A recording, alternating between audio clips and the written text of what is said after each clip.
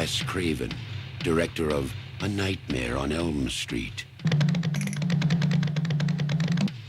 comes a story of the forbidden world between life and death. No!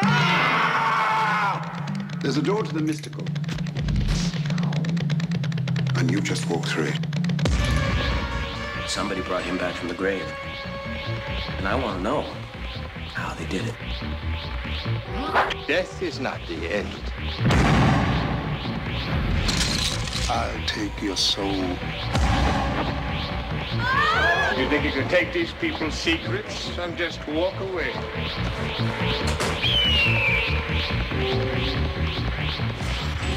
In the shadows of the imagination lies the ultimate nightmare. Don't let them bury me. I'm not dead. The Serpent and the Rainbow.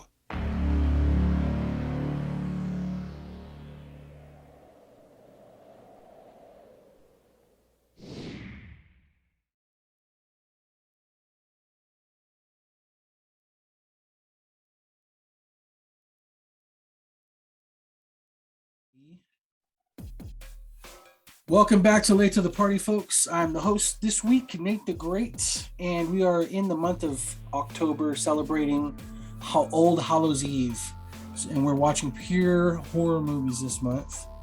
This was one of my picks that we spun on the wheel last week, and it landed on The Serpent and the Rainbow, 1988 horror fantasy Wes Craven flick.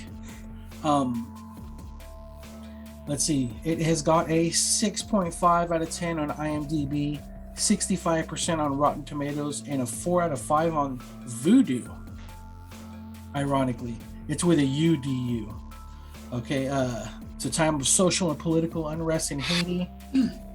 Dennis Allen travels to the torn country to study the voodoo drug used in religious practices to turn victims into living zombies, with the help of a witch doctor and a fellow researcher. It stars Bill Pullman. Wes Craven was the director. Zakes Moaiki, Paul Winfield, and Cathy Tyson, Brent Jennings, Conrad Roberts, to name a few. All right, this movie was based on a true story, apparently. So I think that's enough backstory on this. Let's get to squawking. Late to the party. Has everyone seen this movie before? No. Is this the first time for anybody? For me. This is for me. Lego? For me. Oh, so I'm the only one who had seen this before? My first time. Even my wife's seen this movie. Wow. All right, well, let's just go around. Isaac, what do you think? Does this hold up? Did it give you any heebie-jeebies or anything of the sort? Man, what it showed me was don't go to Haiti. What a shit. Don't practice voodoo. That's scary. Yeah, it held up, dude. Like, all that stuff is just like shit that goes down in other places, and don't want to play with that. Don't want to be the doctor scientist that's trying to figure out how to get that. Nah, I'm cool. I'm good. Pass. Jose? what I really enjoyed is that I think from a lot of movies from that era have a monster or a creature or something that is like chasing them, like, you know, Nightmare on Elm Street and even some of other Wes Craven's movies. But I'm starting to see that, like with like the people in the stairs, there was creatures, there was a dog, and it made you think of like who was the real villain behind that. It wasn't actually the people under the stairs. With this one, it was like definitely more of a psychological thing. Like obviously we've been talking about this with the whole hammer and nail scene. Like he didn't have to show you what was going on, as opposed to some of the other movies from the 80s where they try to show you that gore. This was the complete opposite, and I fucking love that. Excuse me, I freaking love that. I thought that was fantastic. Plus, I think it's just more like mental. Like one of the most primal fears that I can imagine or I can think of is like getting buried alive. So that just touches on that so well, and I was really impressed by this, to be honest with you guys. I was like, holy crap, this is a really, really dope movie. So yeah. Lego. I think the movie, I mean, I hadn't seen it prior to this, and I think it held up decently. It did make me want to go and check out like if it was based on anything, and I found that it's based on a book by the same title. And like when I heard that title, I was like, I'm in. That sounds sick.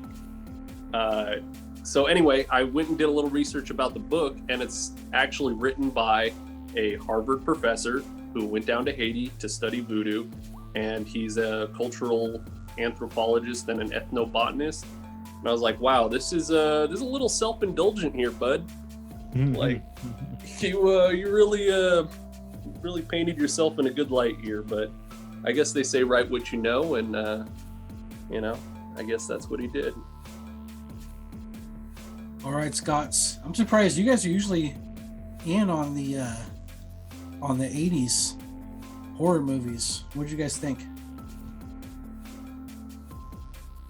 It's not the typical like jump scare, like, horror monster thing that you're used to like now. Everything's like over the top gore, and yeah, like what Jose was saying is like the psychological portion of it. You could start to tell it was a Wes Craven movie towards the end with the extended like arms coming out and like the hand in the soup thing. Up until that point, it was something like different that I would have never equated with a Wes Craven movie until like the Bride and all that stuff. It was just that I was like, okay, there you go. There's the Nightmare on Elm Street stuff that I know and love type thing. And yeah, it didn't have to be. I mean, there was some like kind of gore in it, but it was like what Jose was saying about the whole like nail through the junk stuff. You didn't know. I mean, you knew what happened because he said it happened to him, but then they threw him out of the truck and his shorts were bloody. And you're like, oh, his shorts. It was his drawers, lady. I'm just saying, it's just you could tell. Okay, something bad happened, and then they briefly described what happened, and then that was it. It left to the imagination about how he. I mean, I can't imagine that happening, but like,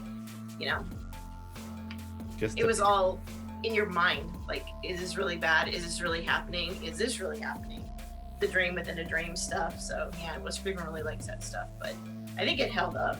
I think if I would have saw it when I was younger, I wouldn't have appreciated it as much as I do like now.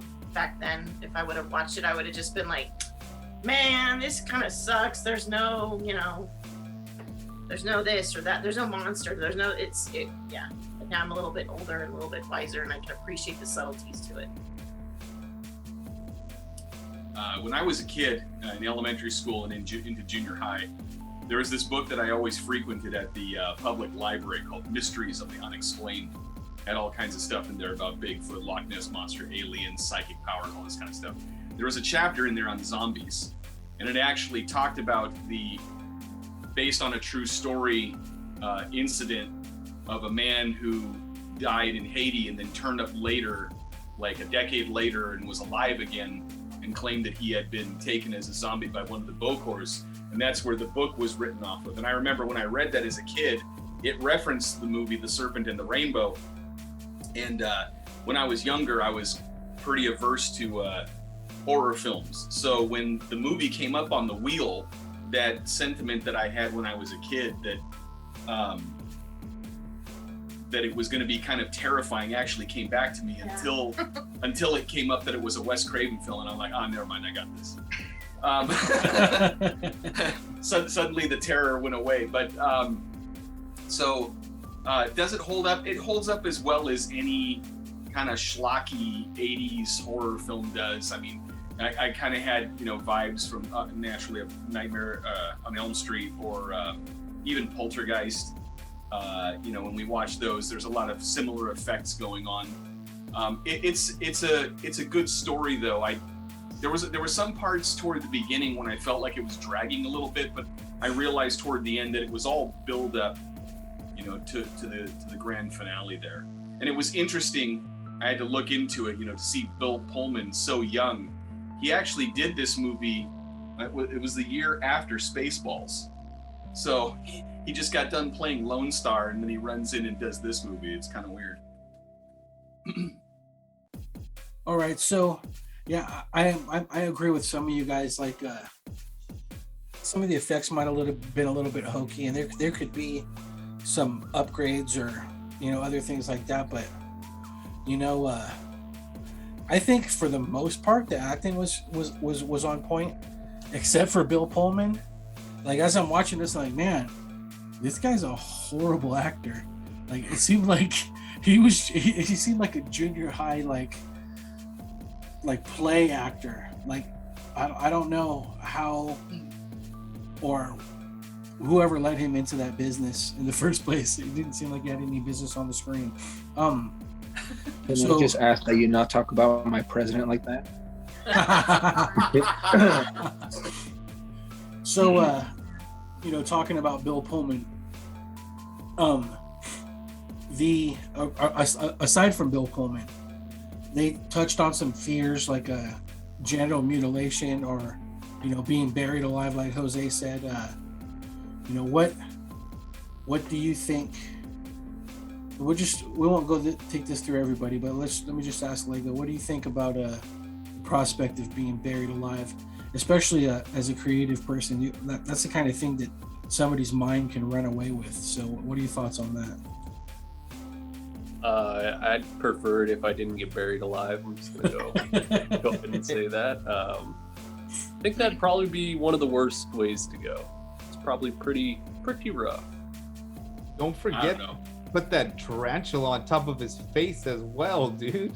On top of that, and it's right on his eyeball too. I was like, oh my gosh, dude, that's gotta be the I couldn't even. And it looked like it was like spinning a web at one point, and if I'm looking at it correctly, but it looked like there was like some web coming out of its ass. I saw that too. Jeez, please, you're about to get cocooned. You know what?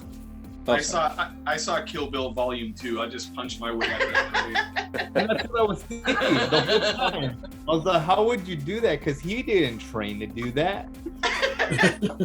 I'm not an ethnobotanist or whatever the hell it is. Why would you continue to go back after the first time he went through that traumatic experience? At the risk of being offensive to Lego and the Scots, man, that's some hardcore white people shit. Like, that, like, we gotta find that drug. We gotta find that drug, and we gotta save the girl. Like, you sounded like say a crackhead at one point. Like, man, more of that voodoo juice, man. That's right. Slay the dragon and save the girl. Or in this case, chase the dragon and save the girl. I was gonna say he was chasing that. It was all heroined out. I'm not dying. I think to touch upon some of your point or some of your question, Nate. I don't think it's just the fear of like being buried alive, but the idea that you're awake for the whole thing, like you're conscious about it. Like they could literally be. Yeah, like they could literally be doing anything they want to you, and you are there, like you're there. It's not. I think to me that's the scariest shit. Well, yeah, and the guy's talking shit the whole time with his gold tooth. But you made a point, because this whole purpose for this pharmaceutical company to get it was to save people from dying from anesthesia when they go under, because people have an adverse reaction to it and they die. That was why he was going down there.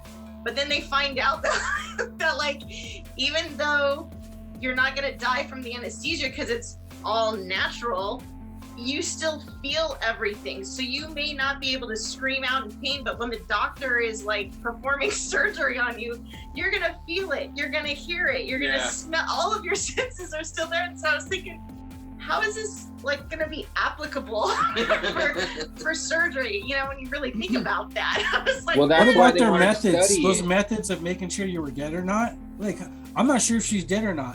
Let me poke her fucking eyeball with the needle. Like, I was like, eyelid.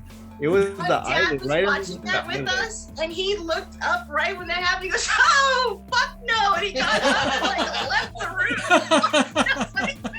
He just was like, "Nope," and he got up and he like left. That's like Yeah, it was bad. My dad hates needles, and and he just happened to look up when that happened, and oh yeah, it was not good. This is good. I was nervous. I was nervous when I picked my movies because the ones that freaked me out, a lot of them turn out to be we need to like watch the sequel or some shit before it ends up panning out. But I like that you guys were, maybe fairly entertained with this one, so that's cool. I'm maybe get a little bit of redemption on my horror movie selection. As opposed to this one played on your fears. That's why though, like all real life fears. It's not somebody just chasing you and you get away. This straight up like it's some real shit. Yeah, it was solid. It was a solid movie. So people talk about what do you call it, sleep paralysis, man, and this is probably the closest thing. So that fear is real. So what do you think about the this isn't the movie per se, but a little bit just like going down the rabbit hole. Why do you think that some of those people who had become zombies end up just being, freaked out and hanging out around town? Do you think that they were really bought into the whole soul in the jar thing, or, because if you remove the spiritual or like, cult aspect of it, and you just boil it down to some pufferfish toxin, because probably a lot of those ingredients and what they were doing and making that was just kind of bullshit. But the pufferfish toxin was probably the real big ingredient to it. Why do you guys think that people would still? You think they're just buying in to the whole soul in the jar thing, or? Sure, that's what religion is. Oh, sorry. Go. No, that's what religion is. That's not what religion is. That's what some religions can be. You have your faith, it's strong, it's in something, your belief is in something. You convince yourself that it's that thing. And then you're, somewhat affected by some kind of that's drug. true. And you were just sitting there getting your eyeball poked and buried alive with a trench hole on your face. You might be a little bit fucking afraid of that guy. You might think he does have your soul. You probably had enough evidence. It's back to the psychological aspect of it. You think that he actually did the thing that he said that he did to you, and you lived through it or been through it. And some people it breaks, and other people it affects it differently. So, you start to believe the lie, or you start to believe the drug messes with your mind enough that it alters your thinking, and you accept it and believe it too. Absolutely. Trauma does weird things to people too. It's like, that's got to be a hell of an experience. And like, even without the drug, I'm sure people could come back in a very different state that would seem very catatonic, so I think all of it combined, the culture, the drug, the experience, it probably all leads into a really, really awful time. And trying to look at it from like anatomical, I don't know how you would describe anatomical.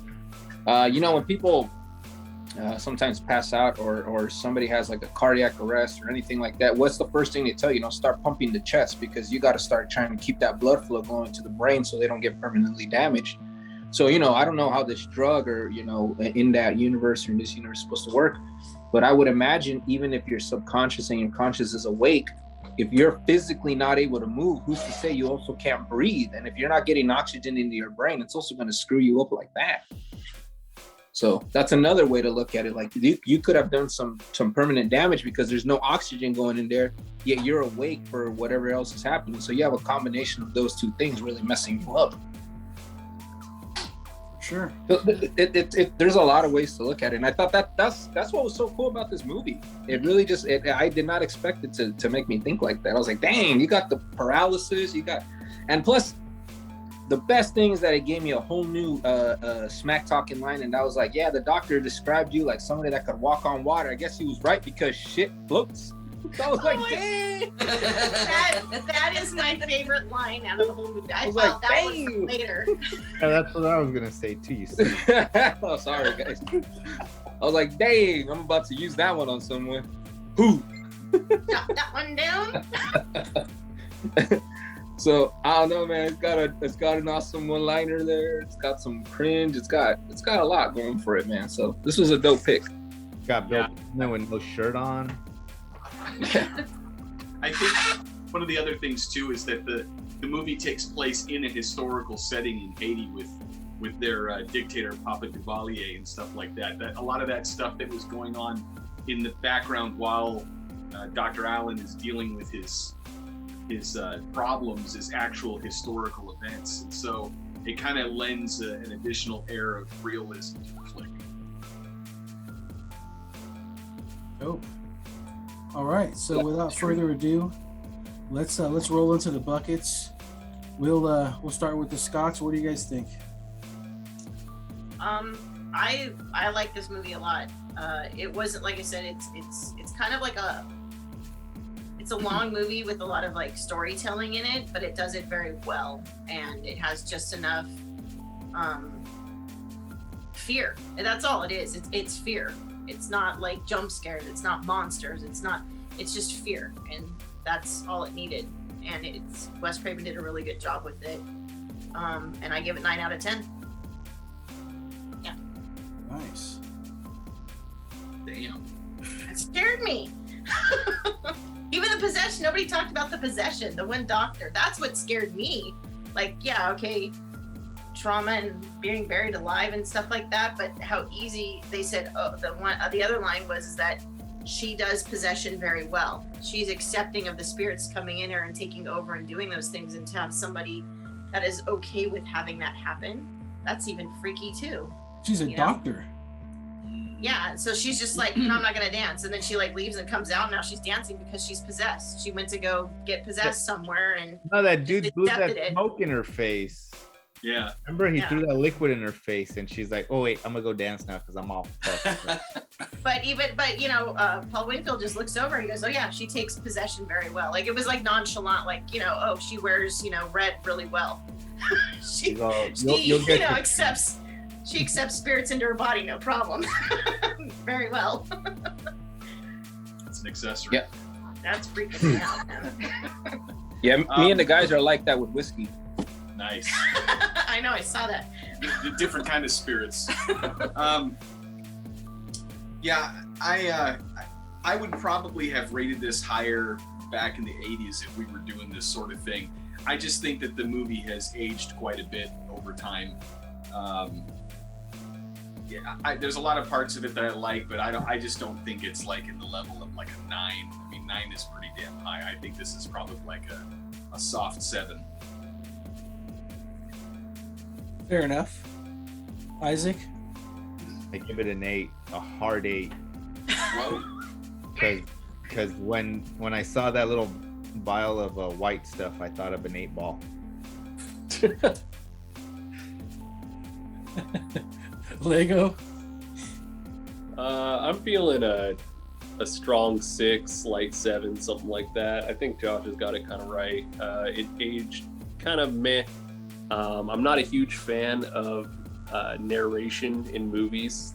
I feel like that's a really lame tool, and this one did it pretty well as far as, like, you know, movies go. It wasn't the worst, but I'm just, you know, that's a personal note. The music was excellent, and some of the effects were good, some were not. Pacing was okay. It's an okay movie all around. I think somewhere in a 6, 7. Jose? I'm gonna rate it a little bit higher. Yeah, it has aged, but it's got that amazing one-liner. It's got that one of the most cringiest scenes I've seen in a very long time. We've watched some horror movies. I'm gonna give it an 8. I don't think it's got the pop culture influence, but I don't think that's the movie's fault. I just think that some of Wes Craven's other works kind of overshadow this one. I never would have heard this had you not brought it up, so that goes to kind of show you. And I know the name Wes Craven. I've seen Wes Craven movies. And this is just part of his. What's up? This is our 3rd one. I understand that, but that's what I'm saying. I know those, and I had heard of those prior to it. I never heard of this one. I'd heard of Voodoos and all that stuff, but I think, like I said, through no fault of its own, it just happens to not be as talked about as much as it should be. But I'm going to give it an 8 because I thoroughly enjoyed it. It was a great go around. Yes, it's aged, but I kind of saw it like this is old school voodoo movie, you know? It's like, and then the actors did a much better accent than like the dudes from Predator 2, the Jamaican dudes. So honestly, you got to give those dudes kudos too. So I'm going to give it an 8. You didn't like the bumbleclot from Predator 2. All right. They say you want to talk to me. They say you have questions. Mr. Policeman. This one was it legit scared me pretty bad, you know, when I first watched it in the 80s. And I was like deep into horror movies too. So but this one got to me because like we talked about, because of the fear, because of the impromptu piercings, buried alive with fully conscious with a spider on the face, just so many levels of like legit fear. And it was presented in a way that it didn't seem like it was too fantastical to be out of the realm of possibility. You know, there's not like some juggernaut hockey mask guy coming after you that can get struck by lightning in the face and get back up and keep coming, or it's not nightmares. It's kind of like, man, I better not go to Haiti because shit goes down over there and I don't want to be a part of any of that impromptu dick piercing. So you know, I would have gave it like a 12 in the 80s, but you know, there was part of there it isn't iconic, and there's parts of it that haven't aged well. And Bill Pullman's performance, you know, looking back at it with hindsight, he was a much better president than he was a doctor. So yeah, I'm gonna go with an 8. The scares picked it up, but you know, not enough for me. So that's where I'm gonna leave it at an 8. So next week we're going to be reviewing a classic for the week of Halloween, the actual movie Halloween, which was who's the Halloween expert? Is that you, Liz? That is my favorite pick. Michael Myers is my bad guy of the choice over Jason and Freddy. Yes. 1980 was it? Who's the director? John Carpenter. That's John Carpenter, right? Yeah.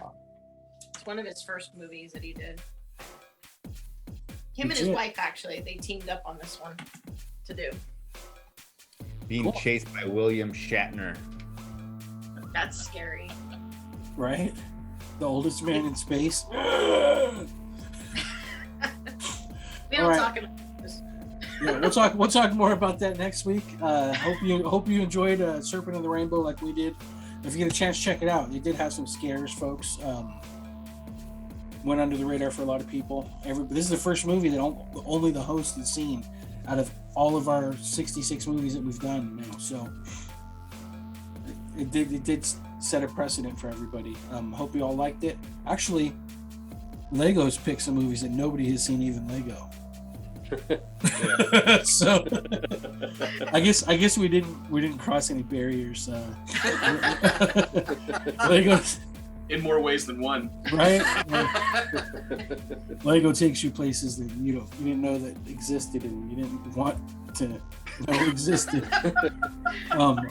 Right. So I'd never bring you guys anywhere I wasn't willing to go myself. This is true. That's not a benefit. Good to know. I just have to move faster than Lego to get out. For Late to Party, I'm Nate. Those are the Scots and the Caveman, and we'll see you next week.